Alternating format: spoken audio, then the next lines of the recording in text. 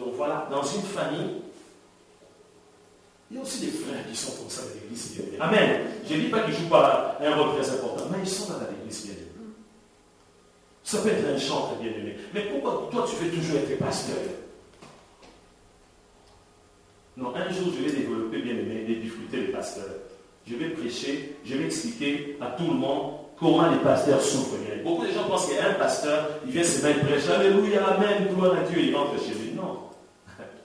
Bien aimé, la prédication, je ne sais pas si c'est seulement 2% ou 5%. Il y a beaucoup de choses, bien aimé. Amen. Si tu n'es pas appelé bien aimé, mais ça ne sert à rien. Voilà pourquoi on voit dans beaucoup de familles chrétiennes des bien aimés qui sont découragés. Ah, comment ils commencent à me mettre des blocages.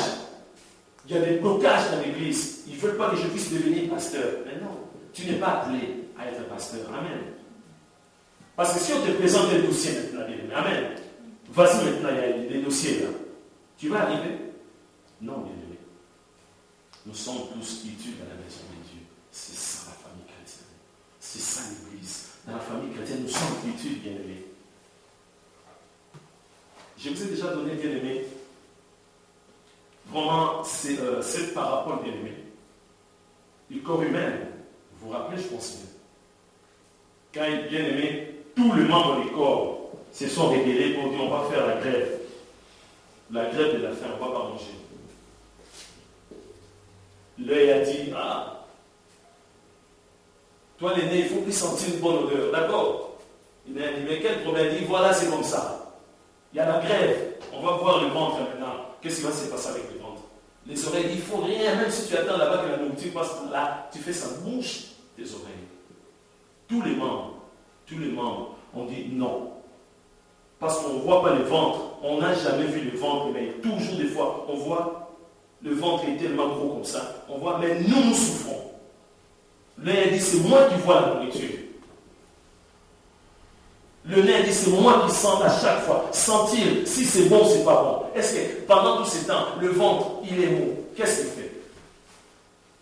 Pendant un jour, 2 jours, 3 jours, le corps était fatigué. Amen. Parce que c'est dans le ventre là-bas. Amen. C'est là où ça distribue tout bien. Ça distribue tout dans le corps.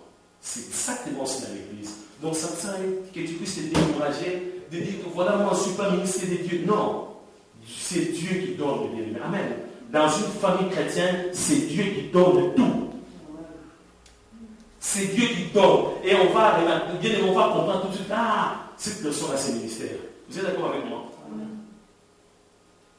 Ce n'est pas quelqu'un, quand il y a des attaques, la personne abandonne. Non. Non. C'est quelqu'un qui est toujours là. Même s'il reçoit des coups, il va continuer toujours. Amen. C'est ça être serviteur de Dieu. Si Dieu t'a placé dans l'église, tu joues un rôle très important. Voilà pourquoi le verset 31 nous dit, aspirez au don le meilleur. Et je vais encore vous montrer une voie par excellence. Amen. Dieu dans l'église, même bien-aimé, tu vois que tu fais rien, demande à Dieu bien-aimé. Tu as accepté Jésus comme Seigneur et Sauveur. Tu as accepté un don précieux. Amen. S'il a dit, tu vas jouer un rôle dans l'église. Où est la famille chrétienne aujourd'hui? Je préfère vous dire la vérité. Vous savez qu'aujourd'hui, il y a des chrétiens racistes. Ah, le pasteur a touché sur un point. Dans l'église, nous prions alléluia, Dieu est grand, Dieu est merveilleux. Mais des chrétiens racistes. Genre des chrétiens noirs, non, je n'aime pas des blancs. Ils nous ont colonisés, ils ont volé. Oui, nous prions ensemble et ça va. Mais moi, en tant que noir, je déteste le blanc. D'accord? Je l'ai dit haut et fort, je déteste. Des chrétiens noirs qui disent des comptes. Mais je ne sais pas, est-ce que tu es né de nous? Tu viens prier aussi. Des fois, tu viens, tu chantes. Tu joues un instrument. Tu amènes les gens à l'adoration. Mais tu dis, je l'ai dit haut et fort, moi je suis un noir, pur noir, je déteste le blanc. Un chrétien. De l'autre côté, on voit encore des blancs qui disent que, hein? Il vient d'où? Mais vous savez, il y a des surprises des fois. Des surprises. Tu manges avec un chrétien qui est blanc, il te demande, mais qu'est-ce que tu viens faire ici? Qu'est-ce que tu viens faire ici? Tu veux pas rester dans ta forêt là-bas? Dans les deux côtés, il y a des chrétiens noirs qui détestent des chrétiens blancs. Il y a des chrétiens blancs qui détestent. Bien, je préfère vous dire la vérité. Amen. Vous êtes d'accord avec moi? Amen. Il ne faut pas qu'il y ait du racisme bien dans une église. Non. Mais comment expliquer que tu n'es pas né de nouveau? Où sont les fruits du Saint-Esprit, bien-aimé? Quand il y a eu colonisation, est-ce que ce frère-là, même s'il était là, bien-aimé, toi tu ne peux pas pardonner? Non, bien-aimé, on doit dire des choses, vraiment, la transparence, il faut dire la vérité. Il y a des chrétiens qui volent même. Ah non, il faut arrêter de prier, bien-aimé, retourne dans le monde. Il dit oui, c'est notre droit. Ils nous ont volé aussi en Afrique, on les veut voler. Ils rentrent dans ma maison. Un chrétien, bien-aimé, je ne parle pas des païens, un chrétien est nouveau. Il dit, je vole, ils ont volé en Afrique. Je prends tout, j'amène ça chez moi à la maison. Un chrétien. Comment expliquer? Est-ce que ça tient des propos là? Les deux côtés. Je ne dis pas qu'il y a des racistes noirs, il y a des racistes aussi. Des chrétiens nés de nouveau, bien aimés. C'est grave. Vous savez, il y a une personne que j'aime bien. On a tellement souffert pour cette personne-là. Quand je dis souffert, c'est-à-dire dans des prières, dans des jeûnes et prières. Et cette personne ne voulait pas prier. Cette personne disait non, pas des choses de Dieu. Et Dieu a fait grâce. Dieu a touché le cœur de cette personne. Vous savez, souvent quand les pasteurs donnent des témoignages, les gens cherchent. Ah, c'est qui? Peut-être que c'est notre église. Hein? Non, je ne vous dirai pas si c'était que l'église. Amen. Mais je vous dis tout simplement que c'est vrai, cette histoire. Je connais cette personne. Cette personne a fini par lâcher Christ, c'est-à-dire accepter Jésus comme Seigneur Sauveur. Et cette personne s'est retrouvée dans une église.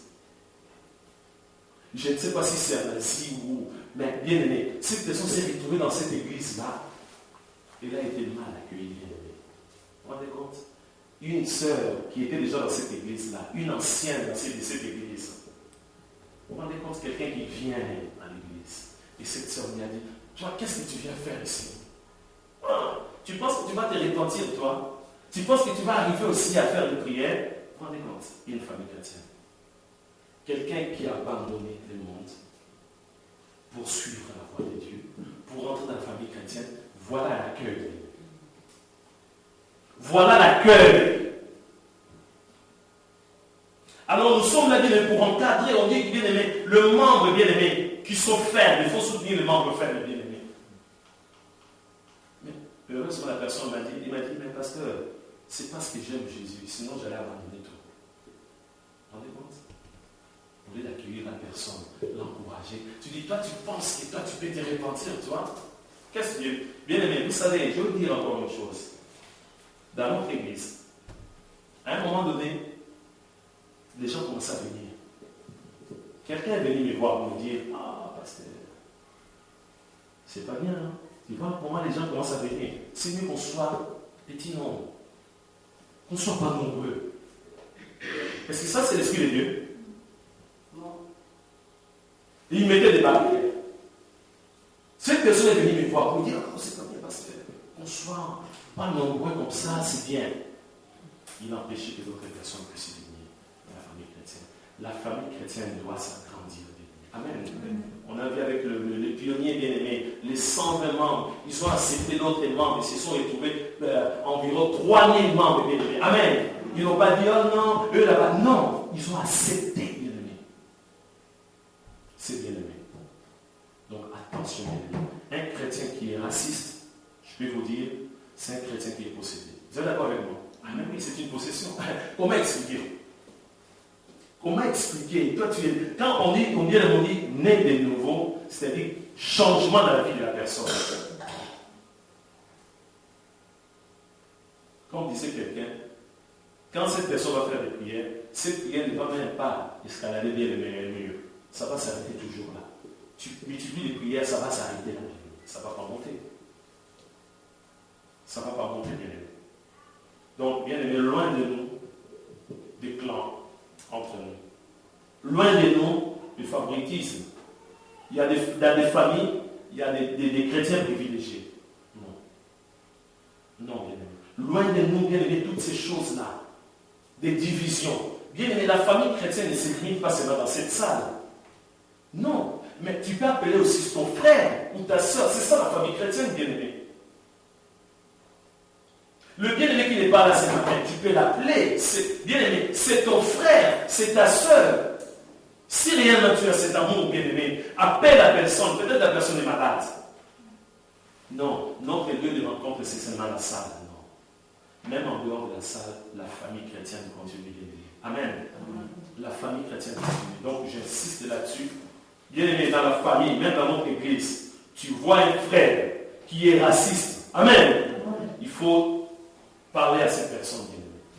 Il faut faire comprendre à cette personne qu'il te faut une délivrance. Tu es possédé.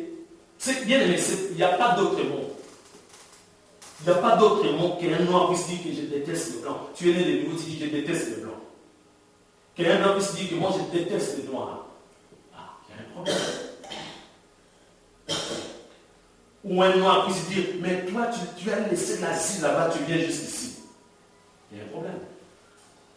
Donc nous ne voulons pas de ces choses dans la famille chrétienne. Si bien que tu entends quelqu'un qui commence à dire n'importe quoi, quelqu'un qui bien aimé, tout de suite, amen, il faut répondre la personne. Il ne faut pas hésiter, réponds tout de suite la personne. Si nous voulons que notre famille puisse aller de l'avant, il faut répondre la personne. Il ne faut pas qu'il y ait du racisme dans l'Église. C'est interdit dans la Bible. Il ne faut pas qu'il y ait du favoritisme dans la famille chrétienne. C'est interdit dans la Bible, bien aimé. Amen. Il ne faut pas qu'il y ait des clans dans la famille chrétienne. C'est interdit dans la Bible. Nous sommes tous enfants du même Père. C'est Dieu qui est notre Père. Nous allons prier, bien aimés, par rapport à cette parole. Prie là où tu es. Peut-être que tu n'arrivais pas à comprendre la famille chrétienne.